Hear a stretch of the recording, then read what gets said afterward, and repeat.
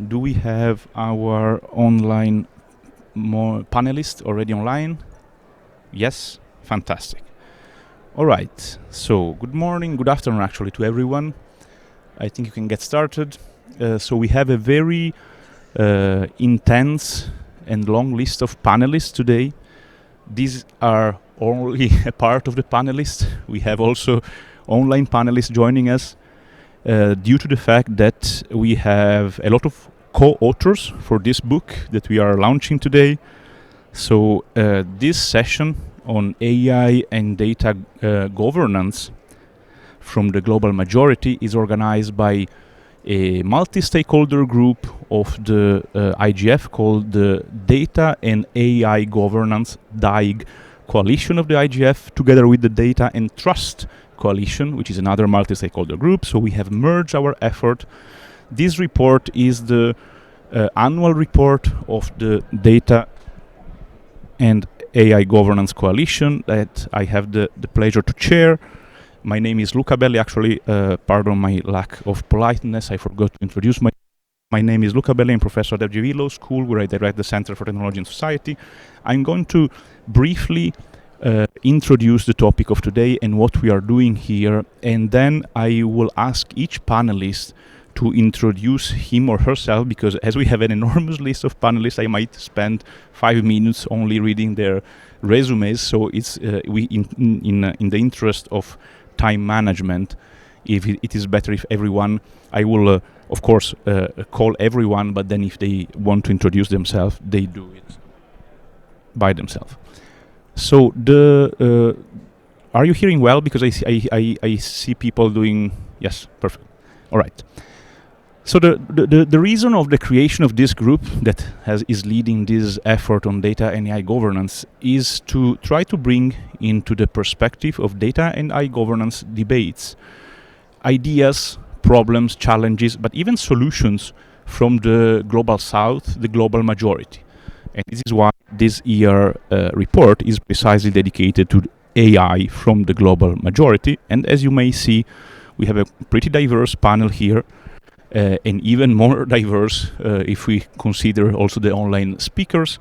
Our goal is precisely to assess evidence, gather evidence, engage stakeholders to understand to what extent AI and data technologies, data-intensive technologies, can have an impact on individuals' life, on the full enjoyment of human rights, on the protection of democracy, and the rule of law, but also on very essential things like the fight against inequalities, the fight against discrimination, against biases, against disinformation, the need to protect cybersecurity and safety. And all these things are explored to some extent in this book. We also launched another book last year on AI sovereignty, transparency, and accountability. I see that some of the authors, at least, of last year's book are also here in the room. And all the publications are freely available on the IGF website. Let me also state that these books that we launch here are preliminary versions. They are then, although they have a very nice design, they are printed, they are preliminary version, and then they are officially published with an editor, but it takes more time. So the AI sovereignty book is going to be released in 2 months with Springer. These will be consolidated. So if you have any comments, we are here also to receive your feedback and comments so that we can improve the work in a cooperative way. I had the pleasure to author a chapter on AI meets cybersecurity, exploring the Brazilian perspective on information security with regard to AI. And this is actually a very interesting case study, because it's an example of a country that even if it has climbed cybersecurity ranking, like the ITU Cybersecurity Index, being now the third most cyber secure in the Americas, according to the index, it's also at the same time a country that is in the top 3 of the most cyber attacked in the world. And this is actually a very interesting case study, because it means that even if formally it has climbed the cybersecurity index, because it has adopted a lot of cybersecurity sectoral regulation, like in data protection, like in telecoms sector, in the banking sector, and so on, in the energy sector.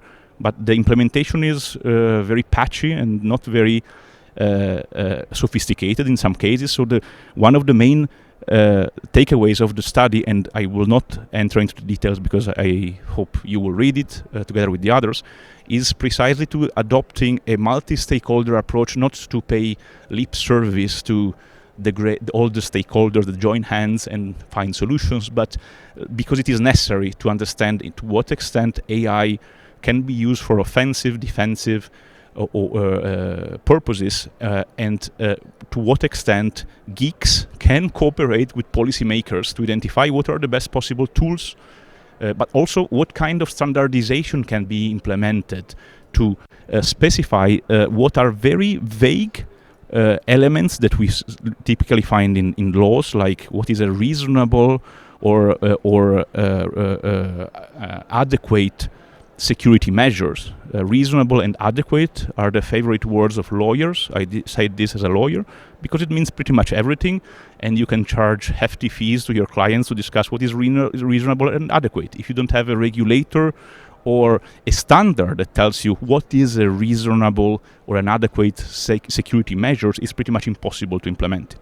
Now, I'm not going to enter too much into this. I hope you will check it, and I would like to give the floor to our first speaker, hoping that they will respect the 5 minutes time each, save those who are splitting the presentation that will have 3 minutes per person. So we will start with Ahmad Binder, Policy and Innovation Director at DCO.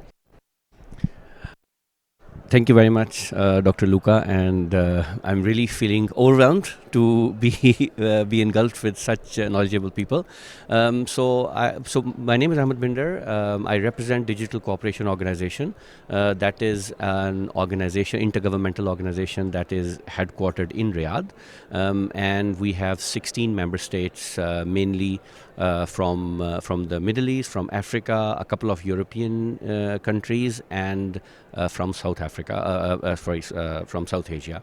And we are in active discussions with the new members from Latin America, from Asia, etc. So we are a global organization, and although we are a global organization, the countries that we represent, they come from the global majority.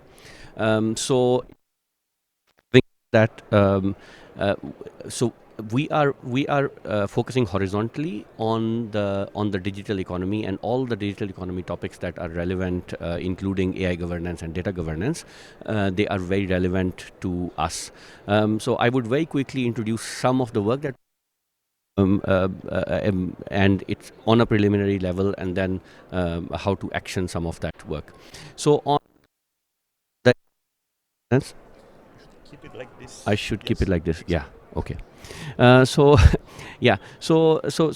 we have developed two agendas, as I say. One is the data agenda, and since data governance is bedrock of AI governance, so we have something on the AI agenda as well. So very quickly, we are developing a tool for assessment of AI readiness for our member states. This is a self-assessment tool, and this tool is we will make it available in a month's time to the member states across different dimensions of their AI readiness. That includes governance, but that goes beyond governance to a lot of other dimensions, from, for example, capacity building, the adoption of AI, and that assessment is going to help the member states assess and it would recommend what needs to be done for the adoption of AI across the societies. Another tool that we are working on is quite an interesting one, and I am actually working actively on that. So there are a lot of, now I think what we have covered in the AI domain is to come up with the ethical principles. So there's kind of a harmonization from a lot of multilateral organizations on what the ethical principles should be. For example, explainability, accountability, etc., etc. We've taken those principles and as a basis, and we have done an assessment for the DCO member states on how does AI intersect under those principles to the basic human rights. We've created a framework that I presented in a couple of sessions earlier, so I will not go into the details. But we are looking at, for example, there is data, privacy or or data privacy is an ethical AI principle. Looking at data privacy and seeing what are the risks that come under attack from the AI systems, and then mapping those risks against the human rights of, so a basic human rights of privacy or a basic human right of whatever. So once we take that through this framework, we will make it the tool available to the AI systems, deployers and developers in the DCO member states, and beyond as well, to answer a whole lot of detailed questions and assess their the systems, how under those ethical principles consideration. So basically, we are trying to put the principles that have been adopted into practice, and the systems, and also the recommendations on how AI systems can improve themselves. So this is on AI. Very quickly, I think I have a minute left. So we are trying to focus on the data privacy, and we are developing or drafting DCO DCO data privacy principles that take a lot of inspiration from the principles that are out there, but the changed realities with AI, we are taking them into consideration, and we are developing an interoperability mechanism for trusted cross-border data flows across the DCO member states, and we are also developing some foundations on what could go into those interoperability mechanisms. For example, some model contractual clauses, etc. So that in a meaningful multilateral way, that would facilitate the trusted cross-border data flows, and of course serve as foundations for AI governance. I could say a lot, but I think I am. Yeah, thank you. It's time over for me. So thank you very much. Fantastic. Thank you very much, Ahmad. And now, as you were speaking about ethics and AI, Ansgar Cohen, you have been leading the Ernst & Young work on AI ethics globally. So I would like to give you the floor to provide us a little bit of punchy remarks on what are the challenges and what are the possibilities to deal with this. Certainly. Thank you very much, Luca, and it's a pleasure and honor to be able to join the panel today. So yes, my name is Ansgar Kuhne, and I'm the Global AI Ethics and Regulatory Leader at EY. As a globally operating firm, of course, we try to help organizations, be it public or private sector, in most countries around the world with setting up their governance frameworks around the use of AI. And one of the big challenges is for organizations to clearly identify actually what are the particular impacts that these systems are going to have on people, both those who are directly using the system, but also those who are going to be indirectly impacted by these. And one example, for instance, that is probably of particular concern for the global majority is the question about how these systems are going to impact on young people. The global majority, of course, being a space where there are a lot of young people. And if you look at a lot of organizations, they do not fully understand how young people are interacting with their systems, be it systems that are provided through online platforms or be it systems that are integrated into other kinds of tools. They do not know who and from what ages is engaging with these platforms or what kind of particular concerns they need to be taking into account. A different kind of dimension of a concern is how to make sure that as we are operating in the AI space, often with systems that are produced by a technology leading company, but then are being deployed by a different organization, that the obligations, be it regulatory or otherwise, fall onto the party that has the actual means to address these considerations.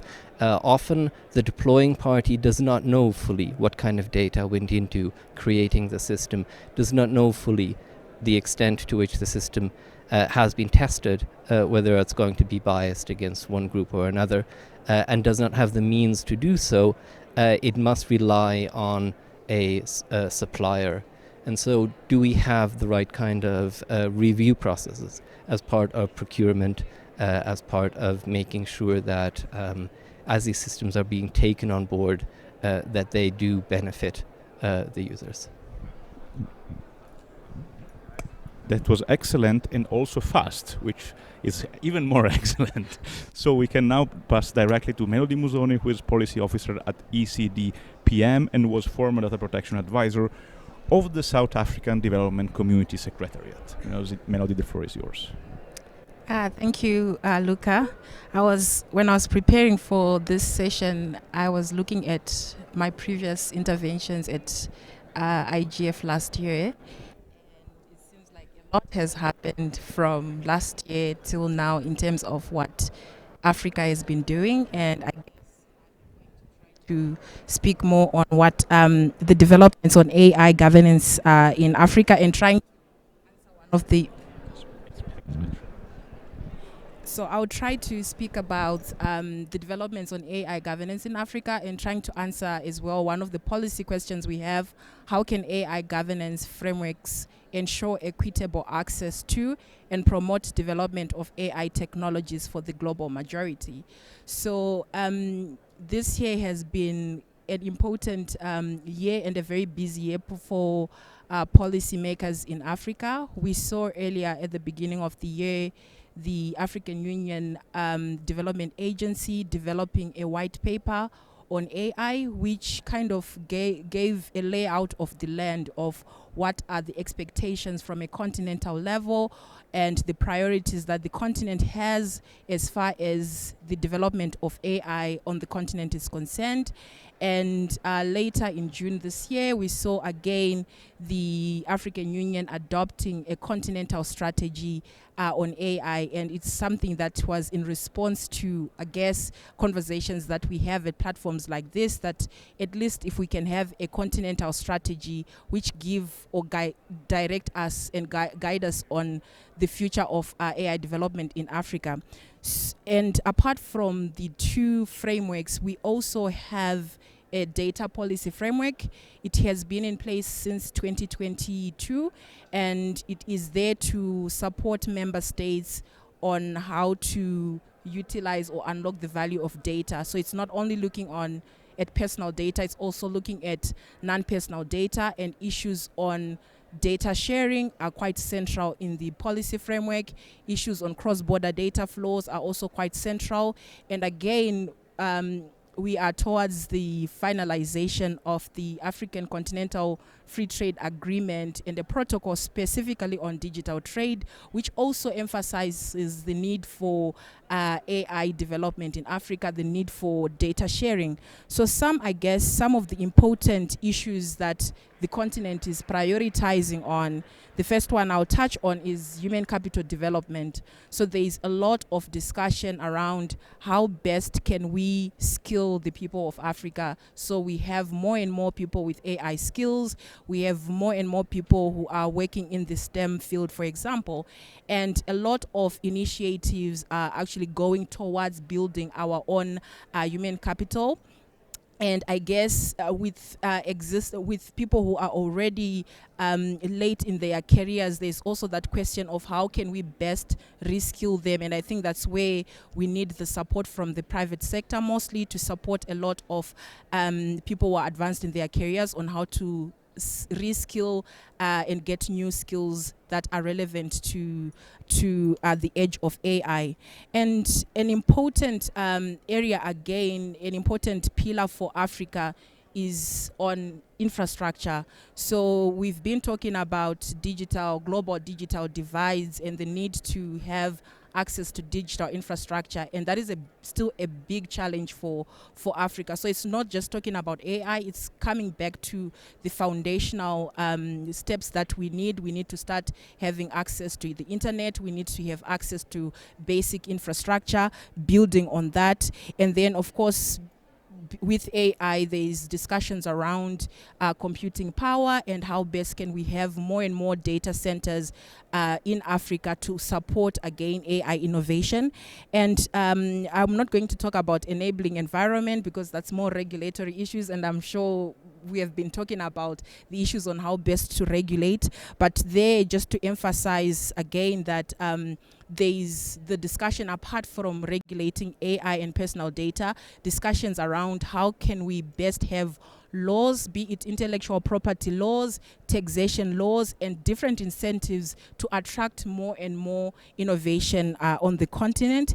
And then I guess the most important for the continent is building of the AI economy. How do we go about it in a way that is going to bring actual value to African actors and African citizens? And there again, there are promises. It's still not clear how we'll go about it. For example, I see I'm running out of time. Can I just go to... Yes, so another important issue again is the importance of strategic partnerships. We cannot do this by ourselves. We are aware of that, and there is need again to see how best can we collaborate with international partners to help us to develop our own AI ecosystem. So I'll end there. Fantastic, and exactly these are points that apply around the full spectrum of global South countries, but it's very, very important to raise them. Let's now move to another part of the world, which is close to you. Professor Bianca Kremer, she is member of the board of CGI.br, the Brazilian Steering Committee for the Internet, and I also have the pleasure of having her as a colleague at FGV Law School Rio. Please, Bianca, the floor is yours. Thank you, Luca. I will take off my phones because it's not working very well, and I don't want to bother very much the conference for now. So thank you so much for inviting me. It's a pleasure to be here. This is my first IGF, despite I have been working with AI and tech for the last 10 years. I have been a professor, an activist in Brazil, and also a researcher on the topics of AI and algorithmic racism, its impact in our country, in Brazil, understanding also other perspectives to improve, develop, and also use the technology in our own perspectives, in our own terms. And this is something we have to consider when we talk about the impacts of AI and other new technologies, because we don't have only AI. AI is the hype for now, but we have the other sorts of technology that impacts us socially and also economically speaking. So I have been concerned on this topic, the specific topic of algorithmic bias in the last 10 years. And from 2022 to 23, I have been thinking about how to raise awareness of the problem in our country, developing research and also understanding the impacts for our society on this topic. But this year I have been changing a little bit my perspective, because I have been concerned about raising awareness on the topic for the last year. So I thought that maybe it was important to give a next step to the research. So I have been developing a research that has been funded also. It's partially one part of my research. I have been developing research on data and AI in FGV University with Professor Luca, and the impact of our Brazilian data protection law and economic platforms as well. But personally, I have been working on the topic of the economic impact of algorithmic racism in digital platforms. This is something that is very complex to do. We have to raise indicators to understand the economic impact that could, when we could see and observe the specificities of these impacts, we can maybe provide some changes in our environment, in our legislation, now also in our public policies. So this is something I have been up to. And just to address a little bit about why this is a concern for us, until the last year I have been working specifically in one type of technology, that is facial recognition. For example, just to clarify a little bit how the algorithmic racism works in Brazil. We have been addressing a huge amount of acquisitions of facial recognition technologies in the public sector, specifically for public security purposes. And raising researches, we have found that 90.5% of those who are arrested in Brazil today with the use of facial recognition technologies are black and brown. The brown people in Brazil are called pardos. So we have more than 90% of the population being biased with the use of technology. And this is not something that is not it's trivial, because Brazil today is the third population that incarcerates the most in Brazil in the world. And so we are the third place. We only lose to China and the United States, for example. So this is an important topic for us. And which are the economic impacts of these technologies? What do we lose when we incarcerate this amount of people? Which are the losses, the economic losses for the person, for the ethnic group that is arrested, and also for society? Which are the heritages that we feel now, with the use of these pervasive technologies, there are back from the colonial heritage? So this is something I have been working with, trying to not only raise awareness, but also understanding the actual economic impacts, and with the use of economic metrics, for example. It's ongoing, but it's something that we have had to understand a little bit. So thank you so much, Luca, for the space, for the opportunity. I'm looking forward to hear a little more about my colleagues on their topics. Thank you. Fantastic. Thank you very much also for being on time. And indeed, actually, as the human rights arguments are something that we have been repeating for some years, probably the economic ones might be more persuasive, maybe with policymakers. Now let's go directly to the next panelist. We have Liu Xingjing. Sorry, pardon me for destroying your name with my horrible pronunciation, from Guanghua Law School of Zhejiang University. Oh. Sorry if I have destroyed pretty much every Mandarin word No problem. Thank you so much, Dr. Luca. And hello, everyone. I'm Liu Zijing from Zhejiang University in China. And this is my co-writer, Lin Ying. And we also have a co-writer, and he is in China now. We love to share Chinese experience about the artificial intelligence utilization. And our report is about building smart code through large language models, the experience from China. And Chinese has a smart code reform, and it was since 2016. But before that, in 1980s, China's leader has to consider how to utilize the computer to modernize the code management, and also to modernize the legal work. And until 2016, China government officially launched a program named the Smart Code Reform to digitalize the code management. And now in these years, it has entered into the third phase, which is the AI phase. And in these years, China's court has launched their own unique large language models, which was very impressive. So we like to share some experience from China. And in these years, in 2016 and 2022, the Supreme Court of China has launched a system named Faxing system, which is driven by the large legal language models, and it helps the judges to do their legal research and as well as the legal reasoning. And also, in the local court level, such as in Zhejiang province, the Zhejiang High Court, they launched their own unique language model named the Phoenix. And they also have a AI co-pilot named Xiaozhi. And it was being used in the court, especially for the per-litigation mediation, which was also a feature of Zhejiang province. And also in Shanghai, the Shanghai High Court, they launched a system named 206 system, and it was especially for the criminal cases. And so you can see there are many features in China's utilization of the large language models, especially in the judicial sector. And we also concluded several features about China's success. And the first one is that we have a very strong and sustained up-down policy. And the second one is that there is a weaker resistance within the judicial sectors. And also, one of the most important feature is that in China, there is a close cooperation between the private sector and public sector to develop the large language models by themselves. Because we witnessed that in this year, lots of judges over the world, they are also use the AI chatbots such as ChatGPT. But in China, we have the Chinese code have their they developed their own large language model, so it was quite unique. And I will share my time with my co-writer.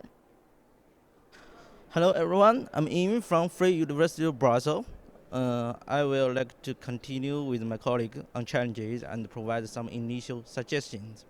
There are many three concerns for us. One is about development. As we know, advanced AI requires substantial financial resources and talents, and only a few developed regions can afford it.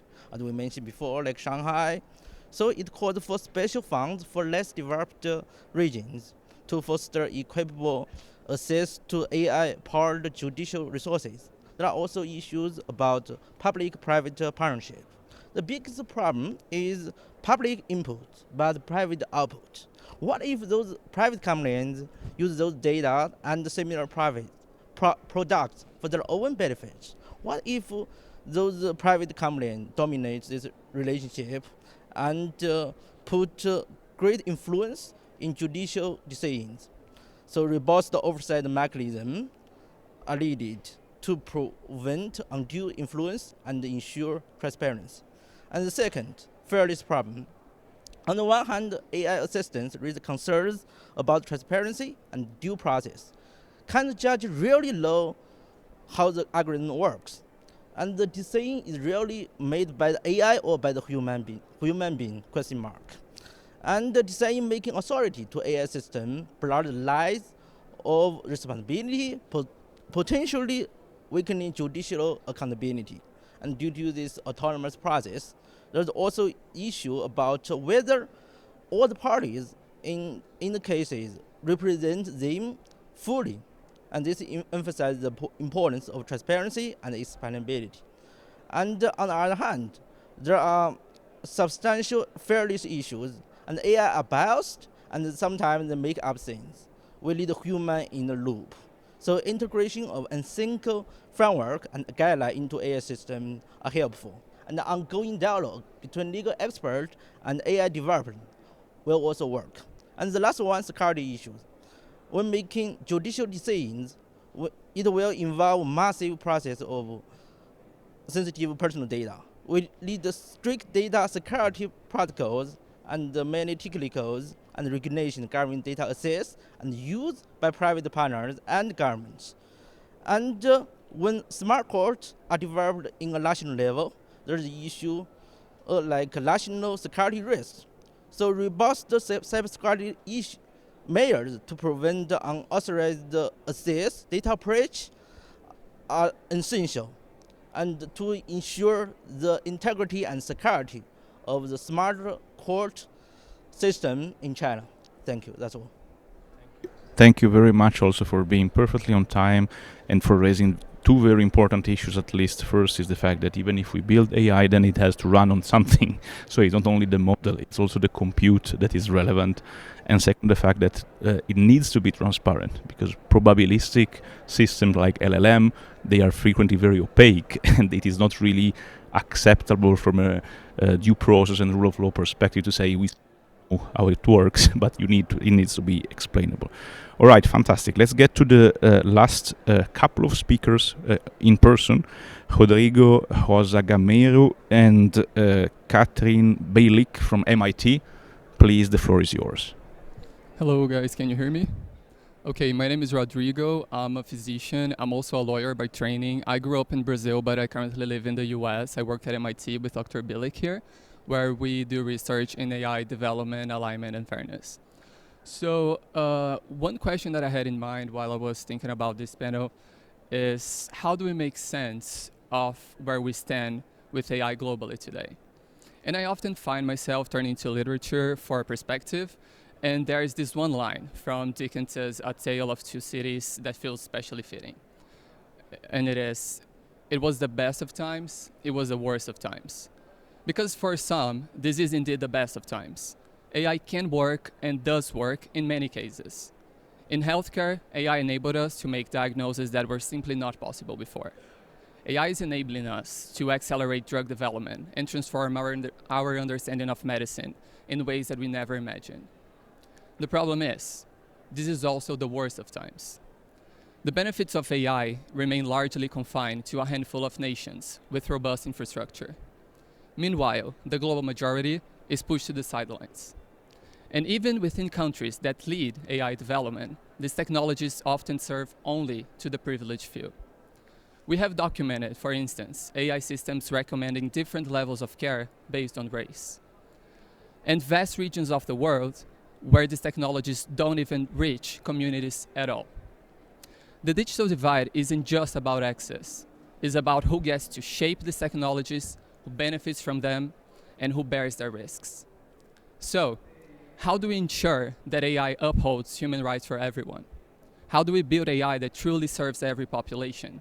AI that follows the principles of non-maleficence, beneficence, autonomy, and justice. I would argue that the answer actually lies in the title of this panel and of this book, because there can be no AI for the global majority if it is not from the global majority. And this brings me to our chapter in the book, which is From AI Bias to AI by Us. And at our lab at MIT, led by Dr. Leo Celli, who unfortunately could not be here today, we've made efforts to move beyond just talking about these issues. We've created concrete ways to measure progress and drive change. And what we've learned is powerful. When you give everyone a seat at the table, innovation flourishes. Let me share a little story that illustrates this. Through our work, we connected with researchers in Uganda. We didn't come as saviors or teachers, we came as collaborators. Today, as a result of our collaboration, the team there has built their own data set, developed their own algorithms to solve their own local challenges. They also secured international funding. In fact, they taught us much more than we taught them. And this isn't an isolated story. Through Physionet, which is our platform for sharing healthcare data, we have enabled collaboration across more than 20 countries. We've hosted datathons that bring together multidisciplinary local talent and leadership worldwide to collaborate on solving local problems. The results, more than 2,000 publications with 9,000 citations, but most importantly, AI solutions that actually work for the communities that they serve. But here's what we've learned about all else. Our approach isn't the only answer. Effective AI governance needs more than individual initiatives. It requires all stakeholders working together towards shared goals. And my colleague, Dr. Bilic, will explain this further. Thank you. Thank you, Dr. Gomero. So my name is Dr. Catherine Bielik. I'm an infectious disease physician. I'm an instructor at Harvard Medical School, and I'm a scientist at MIT studying AI outcome improvement for people with HIV and bias reduction. So I work here at MIT Critical Data. We are publishing here as a case study, but I think we're just one group, I think, in one country, from one perspective in one professional field about healthcare, artificial intelligence. And this discussion is about so much more. And I think one way that I would like to think about international governance of AI from the global majority is to think about it from a historical precedent and context, because we don't want to reinvent the wheel. We don't think that everyone around the world should be doing what MIT Critical Data is doing. Individual countries have individual needs. And I think there's already a precedent, actually, that we'd like to contend is as a good framework that we can emulate going forward for AI from the global majority. And I'm talking actually about the Paris Agreement, the climate accords, where over nearly 200 countries came together to agree on one common goal with individual needs per country based on their own unique populations. And I think there's 5 core features that I want to take away from the Paris Agreement in ways that we can parallelize it over to AI from the global majority. The main thing is that this is a global response to a crisis of what I will say is inequitable access to responsible AI. And I think all those words carry a lot of different meaning and weight. But the key here, I think, for the 5 core features, the first is there's a collective response internationally with differentiated responsibilities, where I think that the wealthier nations carry more of the burden to have open leadership and knowledge sharing. The second is I think maybe the most important, which is localized flexibility. There are nationally determined contributions in the Paris Agreement that I think parallelize over to AI from the global majority, where each country defines their AI priorities for their own people, and we come together and we put them together and agree on a global standard. Because I think implementation domains differ in so many areas, in healthcare, in agriculture, disaster response, education, law enforcement, job displacement. You can go on, economic, sustainability, and environmental energy needs. There's just no one size fits all. And what comes with that, I think, is a core feature of transparency and accountability. And that is accounted for in the Paris Agreement, which I think can also parallelize to us today. There are regular reviews from every country, and they are domain-specific non-negotiables.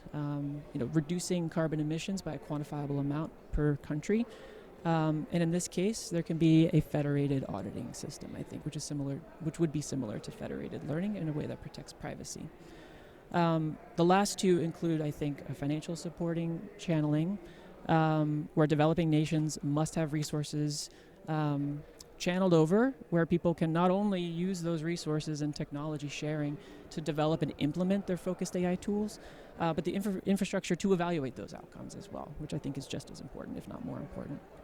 And then lastly is the global stockade term, which was used a lot for the Paris Agreement, I think. What the key here is that there are specific outcomes determined by specific groups, by specific countries, and then we can aggregate those towards a single tracking of progress. And I think with this unified vision for the future, it takes us out of the picture, I think, because I don't think we can or should be prescribing what the global majority wants or needs from Harvard or MIT or wherever. I think every stakeholder needs to have an equal voice in this. And that's the pathway, I think, to an international governance with those core features. And why can't a meeting like this, why aren't we talking about the equivalent of an international agreement where we can all have the same equal voice in participating towards the same common goal? We're all here. There's no shortage of beneficence from all of you. Non-maleficence, equity, justice. These are medical ethical pillars. And there's no shortage of resources, I think, when we can come together for a unified partnership. Thanks. Fantastic. So we have already a lot of things to think about. And so I also would like to first ask the people in the room to start thinking about their comments or questions, because the reason why we are trying to do all is to then have a debate with you guys. So let's now pass to the online panelists, which also are a bunch, and I really hope they will strictly respect their 3 minutes each. We should have already a lot of them online, so that is the moment where our remote moderation friends should be supportive. The first one should be Professor Sizwe Snail.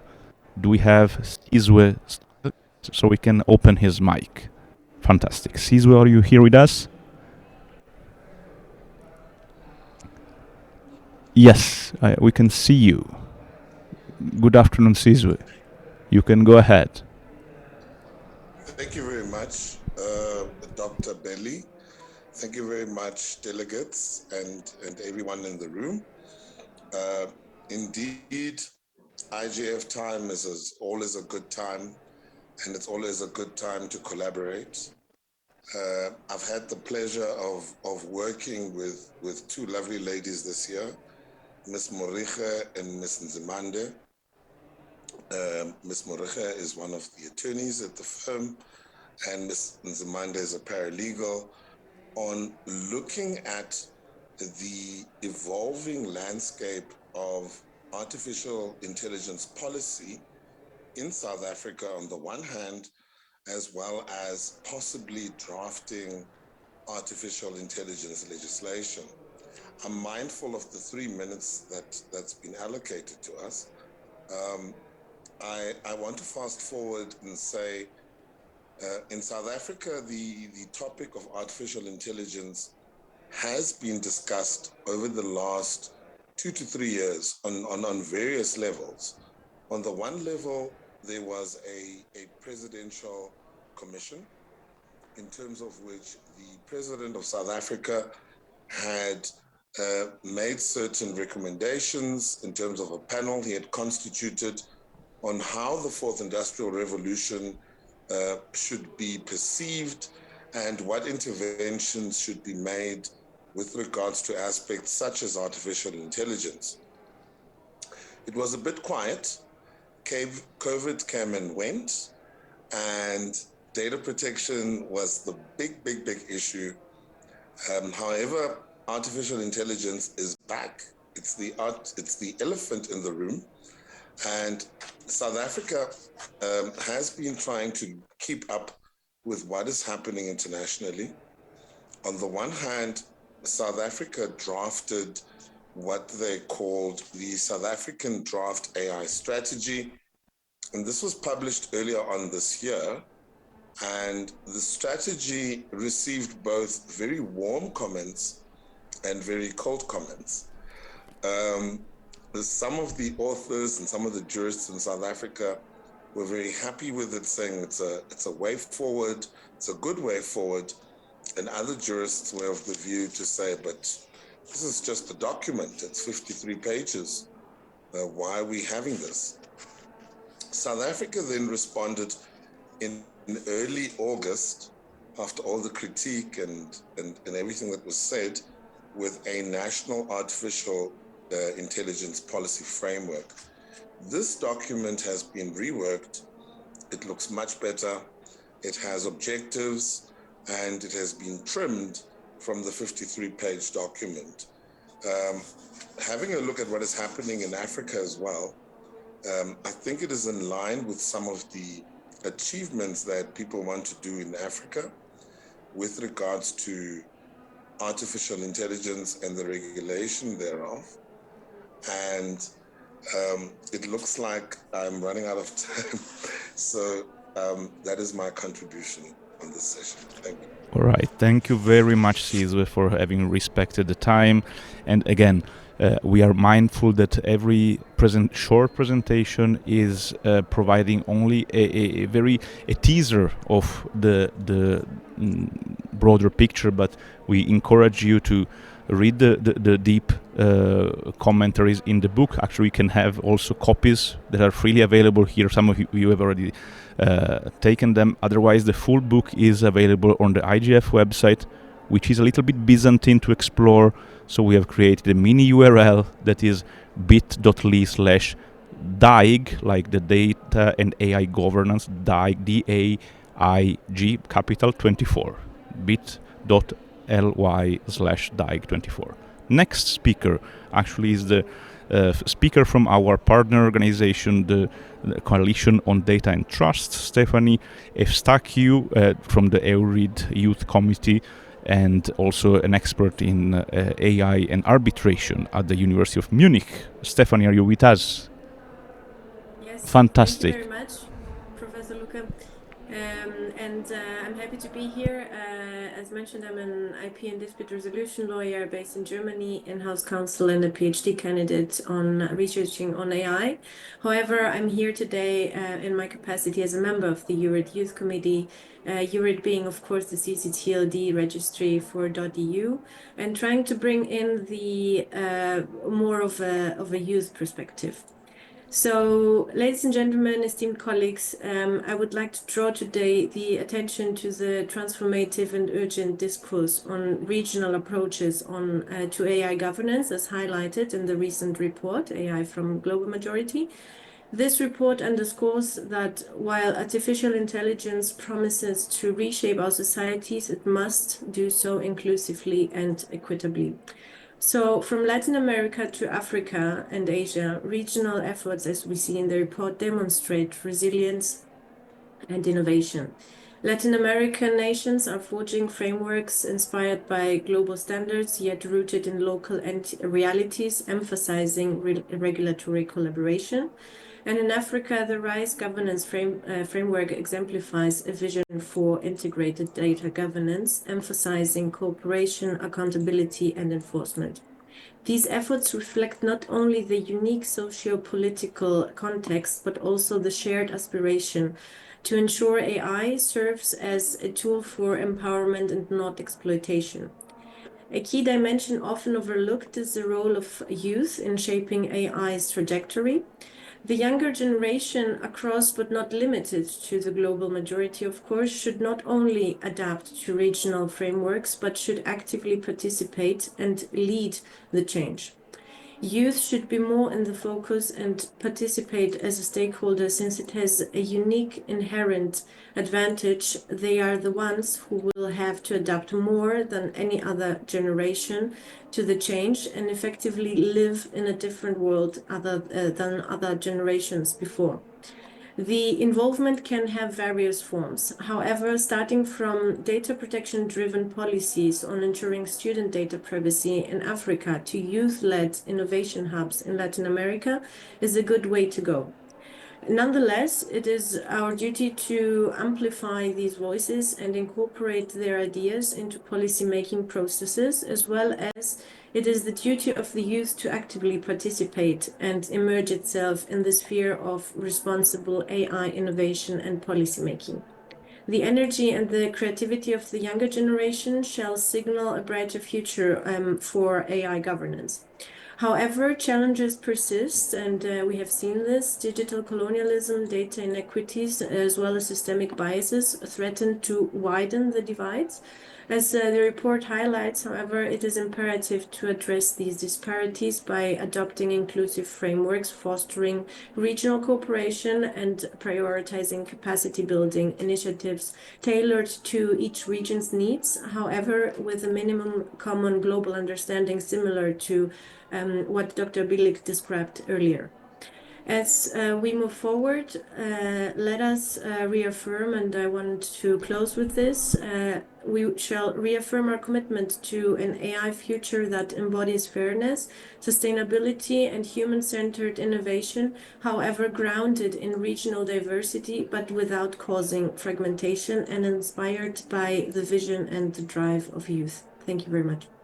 Thank you very much, Stephanie. And actually, this is a very good introduction. Also the one that you and Cesar provided to this first slot of online presentation dedicated to regional approaches to AI. So, what kind of approaches is emerging at the regional level in various regions of the world? Our next speaker, Dr. Jona Welker, that is at MIT and former tech envoy, and also now leading multiple EU-sponsored projects, has worked quite a lot on this, and he has also a little bit of presentation for us. So we have it. Our technical support can confirm that he can share his presentation. Yes. Yes. My pleasure to be here, and it's my pleasure to Excellent. Welcome. go back to Riyadh, where I serve as an envoy and advisor to the Ministry of AI. I would love to be mindful about the time and address the issue of disabilities.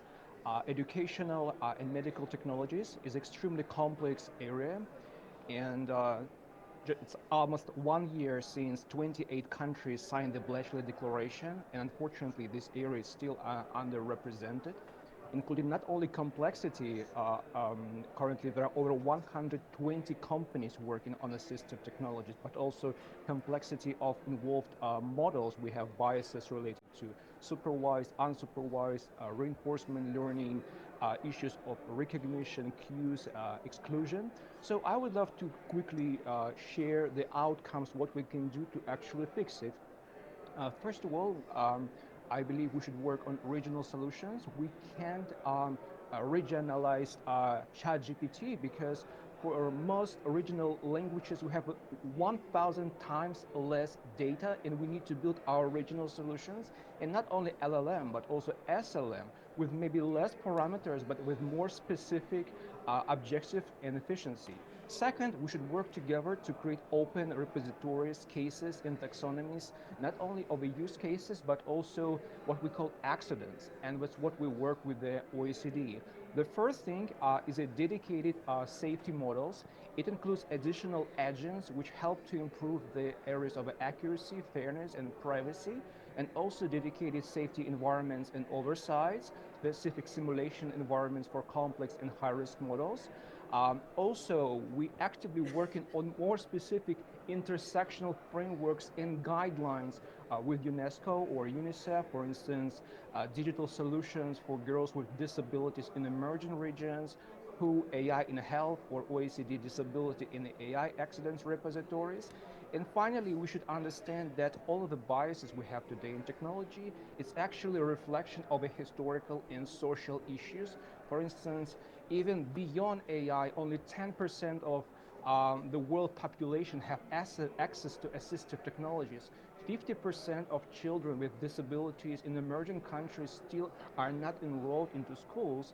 So we can't fix it through one policy, but through combination of AI, digital, social, and accessibility frameworks. Thank you so much. Thank you very much, Yona, for respecting the time. And now let's move to another region. We have our friend Ekaterina Martinova from the Higher School of Economics. She was a researcher with us in Rio last year. Very nice to see you again, Katya, even if only online. Please, the floor is yours. Yes, thank you so much, Professor Luca. I will be very brief, just to give an overview of the current stage of AI development here in Russia. And the first thing I should note is the increase in spending from the budget, actual unprecedented level of spending, and actually development of AI is one of the key priorities of the state, though the approach in terms of regulation is still quite cautious. So it seems that the priority is to develop technology, not to hinder somehow the development. So we don't have still a comprehensive legal act as a federal law on AI. And we have some national strategies as a piece of subordinated legislation, and also some pieces of self-regulation in the market driven by the market players.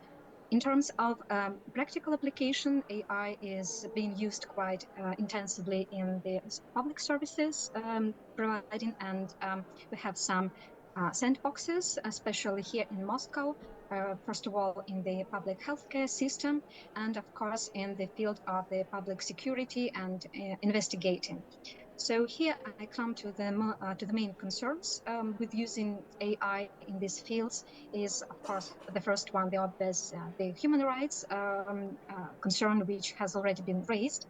And it is very acute for Russia, and it was also a question considered by the European Court of Human Rights in terms of procedural safeguards provided to people being detained through the use of facial recognition system. And we still need to develop very much our legislation here to provide more safeguards. And here we look very closely at the Council of Europe Framework Convention on AI and Human Rights, Democracy and the Rule of Law. Though Russia is not currently a member to the Council of Europe, still we consider that these provisions on the standards of transparency, accountability, remedies can be useful for us, for our national development, and maybe for development of some common bases within the BRICS countries or with our partners in the Shanghai Cooperation Organization. The second problem is the data security and data sanitization problem. And here we have a special center created under the auspices of the Ministry of Digital Development, so that to be the central hub of this data sanitation process, anonymization of data, especially biometric personal data, which is used in this public healthcare service digitalization process. And finally, actually, what Luca, you have mentioned at the beginning in the opening speech is the problem of AI and cybersecurity. This is particularly the topic which I research, and the problem of the AI-powered cyber attacks, which Russia is being targeted these years. And we here consider which are the mechanisms, which legal mechanism which can be developed to hinder use of such use of AI for malicious activities in cyberspace by state actors, non-state actors. And here, of course, we need some efforts joined at the international level to develop a framework of responsible use of AI by states, and the rules of responsibility and the rules of attribution of these types of attacks to the states which can be sponsoring such operations.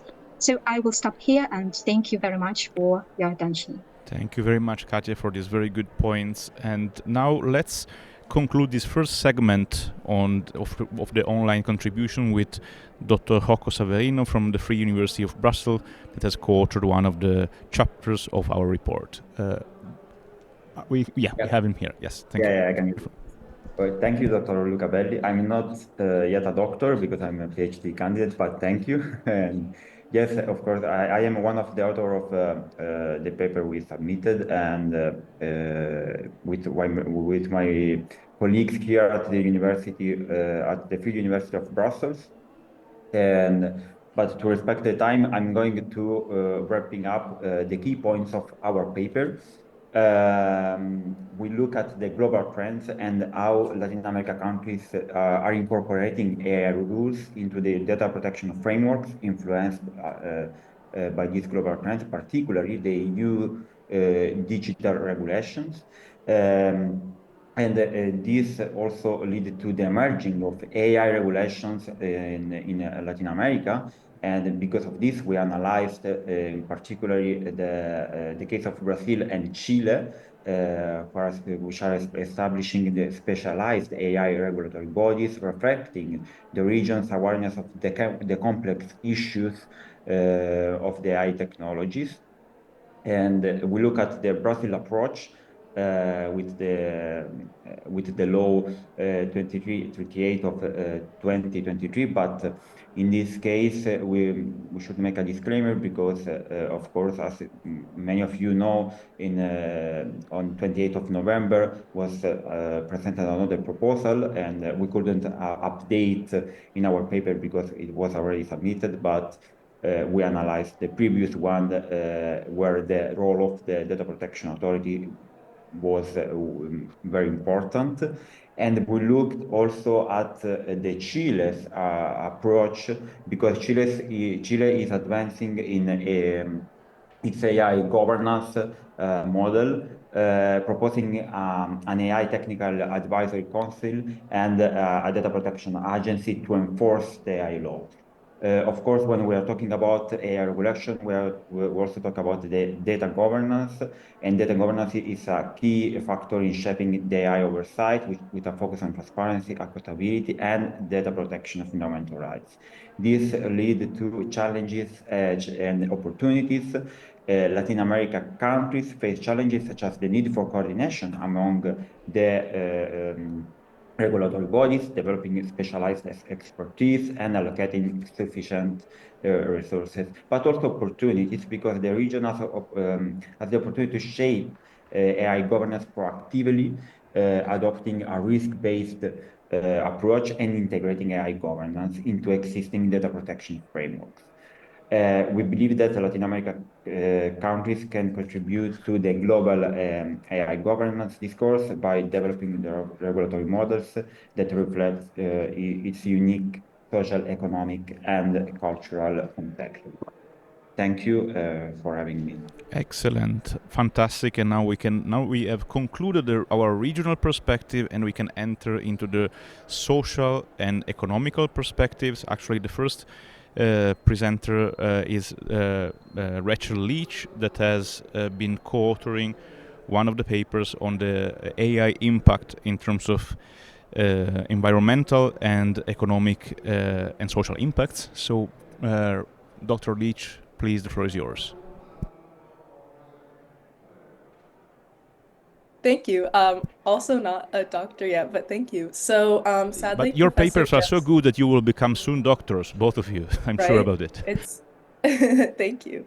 So our project is an exploratory analysis of AI regulatory frameworks in Brazil and the United States for focusing on how the environment, particularly issues of environmental justice, are considered in regulations in these countries.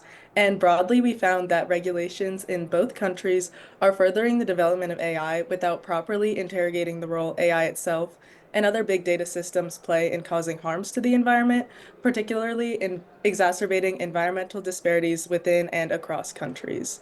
For example, in July 2024, the Brazilian federal government launched the Brazil Plan for Artificial Intelligence, investing 4 billion BRL and hoping to lead AI regulation in the global majority.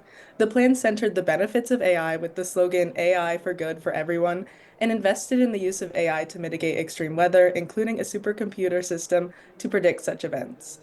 Additionally, in the US, President Biden's executive order on the safe, secure, and trustworthy development and use of artificial intelligence operates under the assumption that AI is a tool with the potential to enable the provision of clean electric power, again without examining the environmental issues raised by the technology itself. These examples are just a snapshot of the trend we identified, that both of these countries have a largely techno-solutionist approach to understanding AI. What this means is that their regulations tend to operate under the assumption that there is a technological solution to any problem. This approach leads to regulations that vastly underconsider the externalities or harms of technology and that center technology and solutions even in instances where that may not be the best approach. Okay, so turning now to the solutions we wanted to highlight. First, when considering environmental and social costs of AI, it's crucial to consider embodied carbon, meaning the environmental impact of all of the stages of the product's life. As many people have discussed, developing and using AI involves various energy-intensive processes from the extraction of raw material and water to the energy and infrastructure needed to train and retrain these models to the disposal and recycling of materials. And often these environmental costs fall much harder on the global majority, particularly when energy centers data centers from US-based countries are citing a lot of their data centers in Latin America, for instance, and just exacerbating issues such as droughts in that region. The second action we wanted to highlight is the importance of centering environmental justice concerns comprehensively across all discussions about AI, from curriculum to research to policy. We think this is really important to interrogate the assumption that AI technology can necessarily solve social and environmental problems. So yeah, thank you again for having us. Excellent. Also very good that you are almost all on time. Next one, Avantika Tewari, that is PhD candidate at the Center for Comparative Politics and Political Theory at Jawaharlal Nehru University in New Delhi. Do we have Avantika? Yes. Hi, Yes, can you hear me? perfect. Yes, Hi. very well. Thank you so much. Welcome. It's great to be here with all of you. So I'm just going to start without much ado. And I think just to give you a little bit of context about this paper, in India, we have something called the Data Empowerment and Protection Architecture, which essentially all the debates around AI governance are also hinged on the control and regulation and distribution of data. So there has been an emphasis on consent-based data sharing models, and that's devised to basically make a data empowered citizenry. So it is in the context that I have written this paper. And I want to foreground that while these technologies, such as ChatGPT and generative artificial intelligence technologies, appear to be autonomous, their functionality depends on vast networks of human labor, such as data annotators, moderators, and data laborers, hidden behind the polished facade of machinic intelligence. Platforms like Amazon Mechanical Turk outsource these tasks to workers in the global majority, reducing them to fragmented, repetitive tasks that remain unacknowledged and underpaid. These workers sustain AI systems that disproportionately benefit corporations in the global north, transforming colonial legacies into new forms of digital exploitation through the cheap appropriation of land, labor, resources for compute technologies, and digital infrastructure. Similarly, digital platform users are framed as empowered participants with their likes, shares, and posts generating immense profits for tech giants, all without compensation.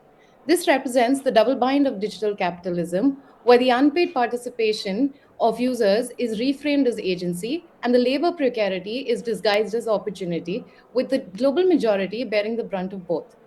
The platform economy, built on twin pillars of fragmented attention and compulsive participation, rebrands user exploitation as agency and convenience.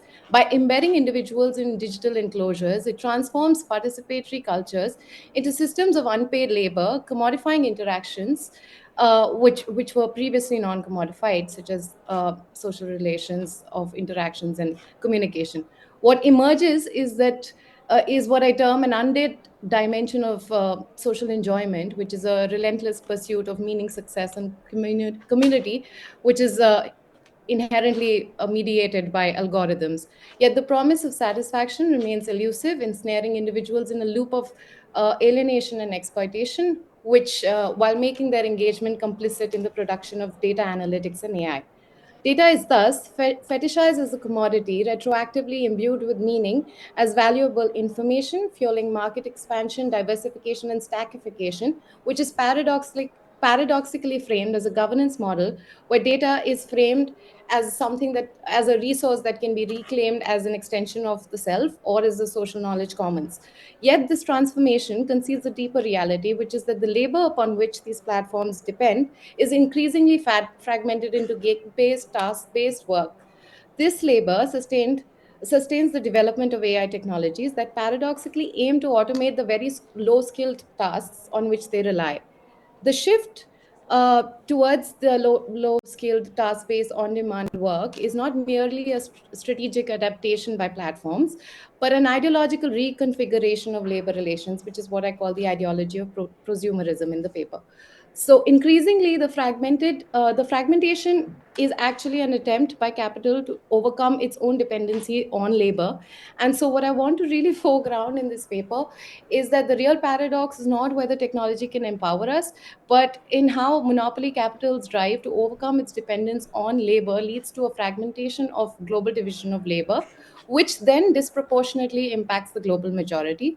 And this results in the now parcelization of work, automation of tasks that are actually produced by the severance of labor's embeddedness within the production process by the kind of, uh, fragmentation of work processes. So I'll stop here and thank you again Thank for you very giving me much, the. Avantiga, for also for bringing these considerations about labor, the difference between consumer and prosumer, and this kind of antagonism that you very well situated. Now, staying in India, next speaker is Amrita Sengupta from the Center for Internet and Society, soon to be one of our incoming fellows at the FGV Law School. Please, Amrita, the floor is yours. Thank you so much, Professor Berry. I'm also joined by my co-author, Shweta Mohandas, who's also online. So our essay, The Impact of AI on the Work of Medical Practitioners, is actually a part of a larger mixed methods empirical study that we did, trying to understand the AI data supply chain for healthcare in India. So in this particular essay, through primary research with medical professionals, we did a survey of 150 medical practitioners and also did in-depth interviews. We tried to look at the current use of AI by medical practitioners in their research and practice, and also look at what are some of the new challenges and the perceived benefits. Through this, we also try to raise certain concerns and issues about its current use and what is the sort of cost and benefit to the work that the doctors and medical professionals have to put in now in the AI systems as as they start developing these systems. So there are four big issues that we want to raise. The first one is that in the short term, doctors have to put in additional time and effort in preparing data through labeling, annotation, but also learning these technologies and providing feedback on AI models. These are real costs that need to be considered before we burden an already overburdened healthcare system. So for example, in our survey, we heard that nearly 60% medical practitioners expressed the lack of AI-related training and education as a big barrier to adoption of AI systems. Doctors also raised concerns of the efforts and infrastructure required on their side to digitize health records because of the nascent stages at which digital health data exists in the current healthcare system in India today.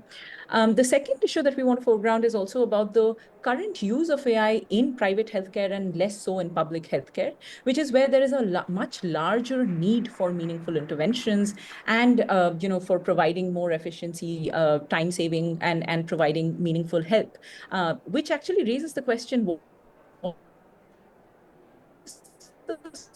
and who does it serve and who is it privileging through the ways in which it is currently being operated? The third issue, and a critical one at that, is the one of liability. Academics and medical professionals in our study flag the issue of liability. For instance, who would be liable for an error in diagnosis made by an AI application that aids medical professionals? A common concern we also heard from doctors and academics was that AI was meant to assist doctors, but often enough, doctors felt this pressure that AI could take their place or was threatening to take their place.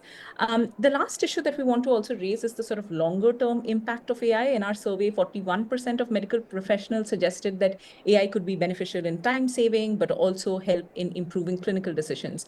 The question that we ask is that what are the kind of risks that this raises with the over reliance on AI, leading to, let's say, a lack of or a loss of clinical skills, or of course the representational biases that the AI models may present because of where the data is coming from, the problems of reliance on global north data, and so on. Lastly, we say that if we need to prioritize AI, we should prioritize in areas where they could most benefit and is in larger public interest and with the least disruption to the existing workflows, and be considerate of whether the costs actually outweigh the benefits. Excellent. And now we are going to start to see how the global majority is reacting to AI and which kind of innovative thinking and solution is put forward in our last section, and then we will open the floor hopefully for the debate. As we have started with some minutes of delay, I hope our colleagues will indulge on us and give us 5 extra minutes. We have now Elise Racine from University of Oxford. Do we have Elise here? Yes, please go ahead. Yeah. Hi everyone. So I shared a presentation PDF in the chat. Feel free to open it and follow along if you would like. But I'm Elise Racine. I'm a doctoral candidate at the University of Oxford. I study artificial intelligence, including reparative practices. So AI really does promise transformative societal benefits, but it also presents significant challenges in ensuring equitable access and value for the global majority. Today, I'll introduce reparative algorithmic impact assessments, a novel framework combining robust accountability mechanisms with a reparative praxis to form a more culturally sensitive, justice-oriented methodology. So the problem is multifaceted. The global majority remains critically underrepresented in AI design, development, deployment, research, and governance. This leads to systems, as we've discussed, that not only inadequately serve, but often harm large portions of the world's population. For example, AI technology developed primarily in Western contexts often fail to account for diverse cultural norms, values, and social structures. While traditional algorithmic impact assessments provide valuable accountability mechanisms, they often fall short in ameliorating injustices and omit marginalized and minoritized voices. Reparative algorithmic impact assessments address these challenges through 5 steps that combine theoretical rigor with practical action. First, socio-historical research delving into the context and power dynamics that shape AI systems. Second, participant engagement in impact harm co-construction that goes beyond tokenism and redistributes power. 3, sovereign and reparative data practices that incorporate decolonial intersectional principles while ensuring communities retain control over their information.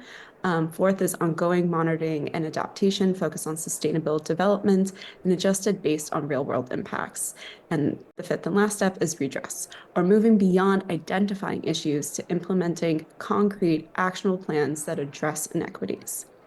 To illustrate these steps in practice, considered a US-based company deploying an AI-powered mental health chatbot in rural India.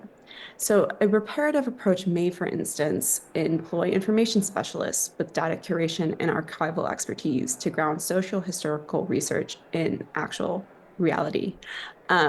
Implement flexible participation options with fair compensation and mental health support to drive meaningful community engagement, establish community-controlled data trusts, develop new evaluation metrics that incorporate diverse cultural values and priorities, and partner with local AI hubs and research institutes that empower communities to develop their own AI capabilities. These are just several examples. There's a few more, again, in the PDF, as well as in the report. But through this comprehensive approach, I want to emphasize how reparative algorithmic impact assessments move beyond merely avoiding harm to actively redressing historical, structural, and systemic inequities, including colonial legacies in their algorithmic manifestations. That was a large focus of the paper. By doing so, we can foster justice and equity, ultimately ensuring AI truly serves all of humanity, not just a privileged few. Thank you very much. Thank you very much. We are almost done with our speakers. We have now Elina Hailunigatu from the UC Berkeley. Please, Helena, the floor is yours. Thank you. I am going to share my screen real quick.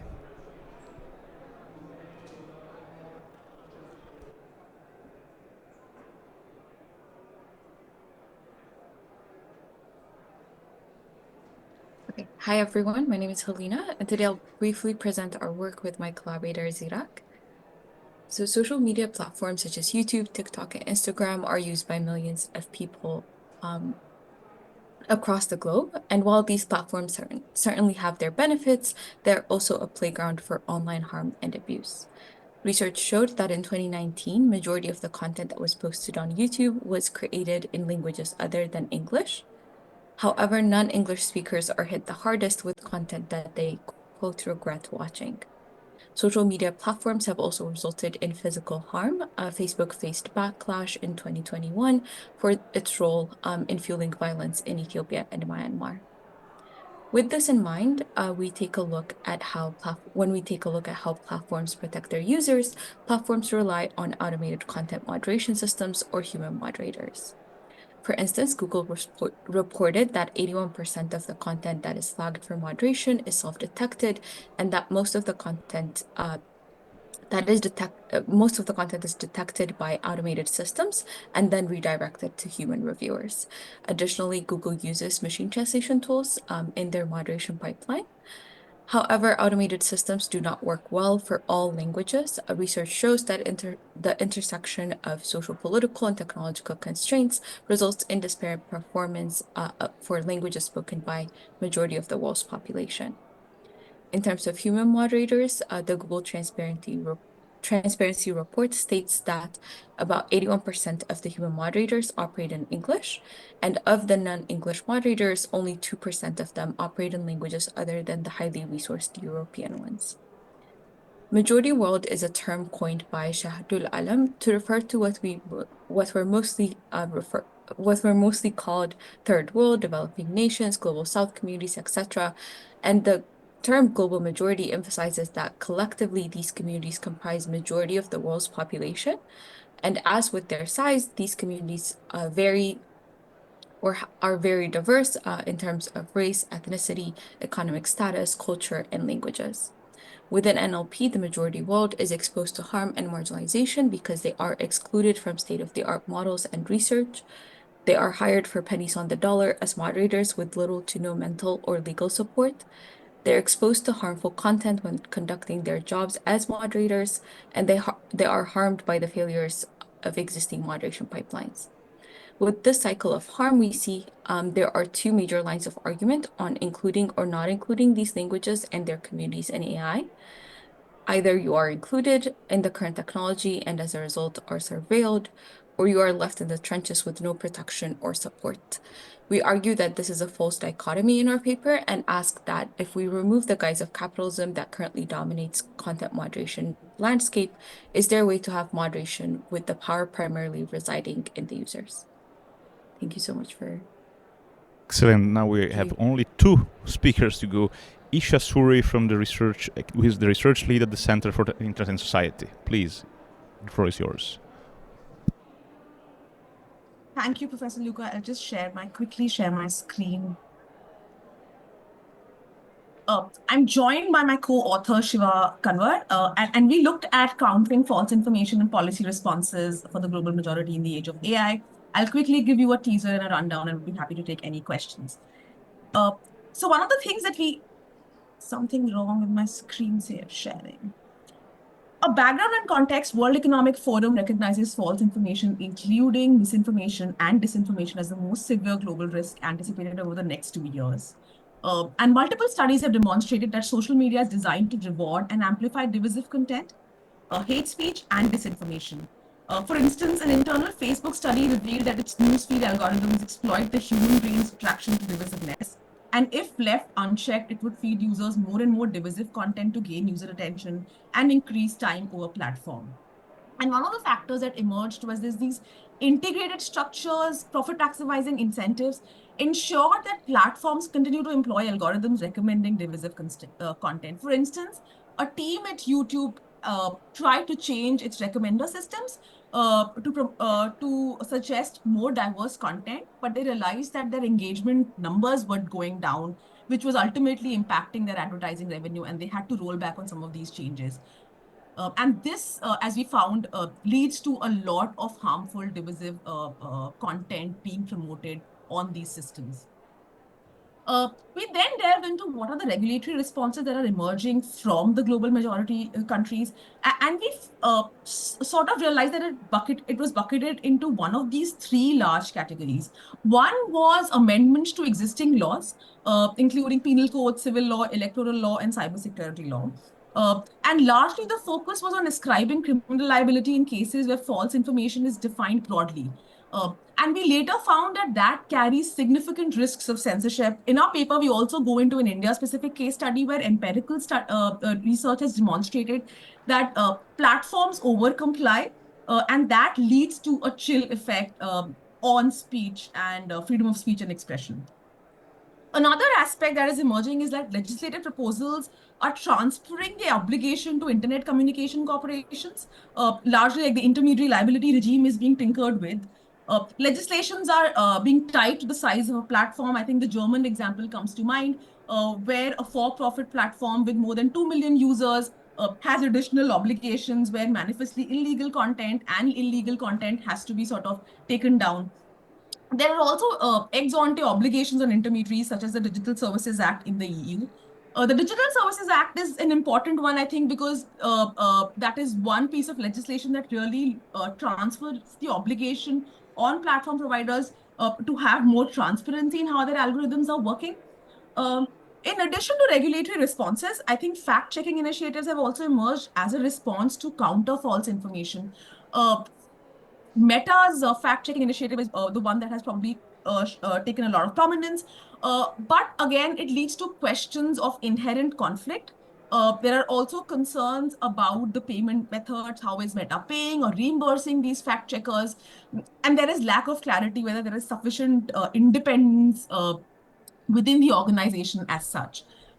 We sort of also see a trend within a global majority countries to mimic EU or the global north regulations, also known as the Brussels effects. And with this, I'll just also segue into our conclusions and recommendations and sort of tie down whatever we've discussed in the past 2 minutes.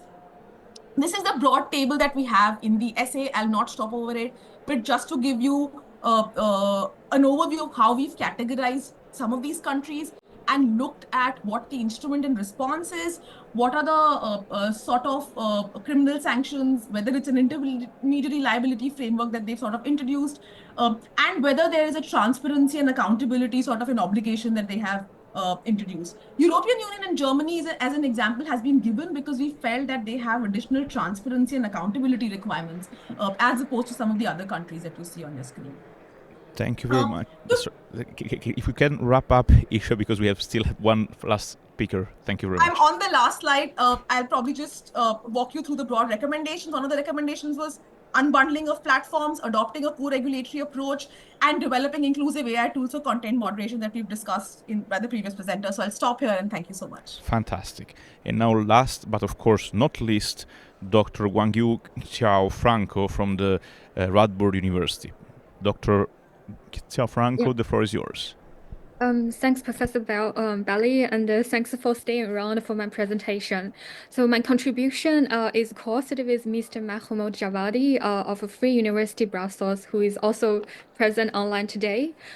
So our research is on military AI governance, and in our paper we highlight the concerning and widening gap between the North and the South in military AI governance.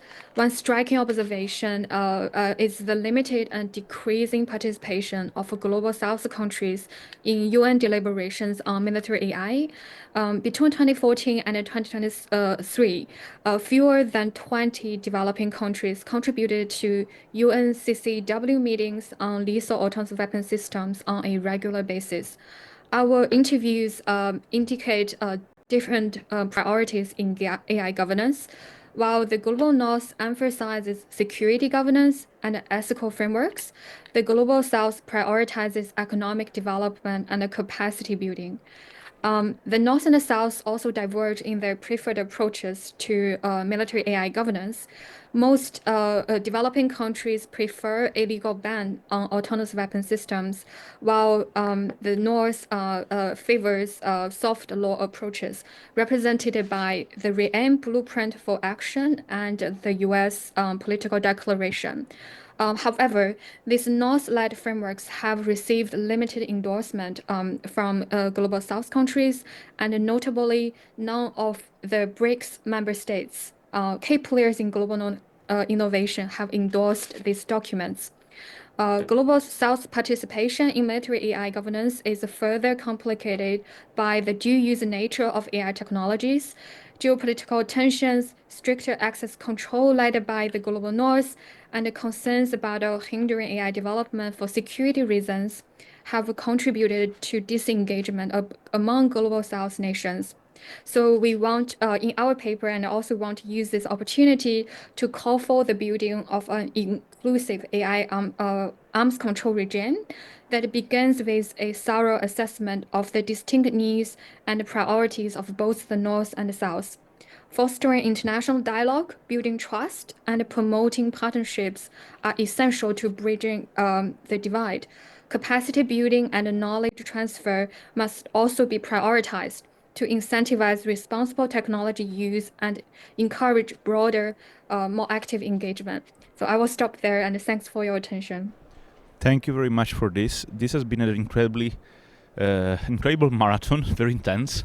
We have a lot of food for thought.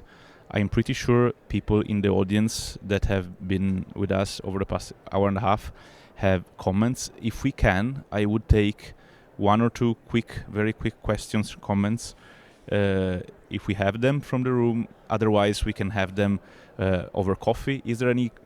Yes, I see one. Only one comment.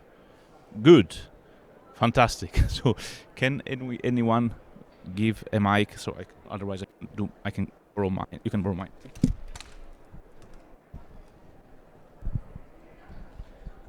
Hello, well, very quickly, Thiago Moraes, PhD fellow from VUB, and some of my peers are here today, both on-site and online, which is great, and also several colleagues, which I like a lot. So going very quickly and seeing the work that IG has been doing, last year I was able to be an author of the last edition, so it's very nice to see the initiatives that are being discussed in the document. Okay, I have.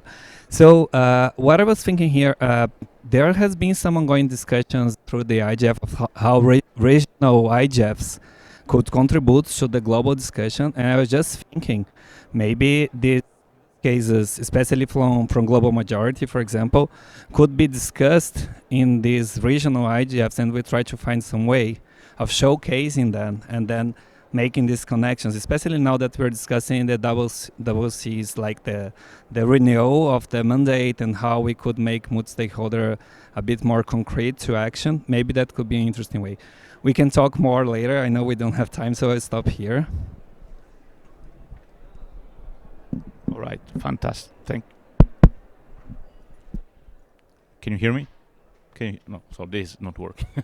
All right. So thank you very much, everyone, for the comments, the presentations, respecting the time.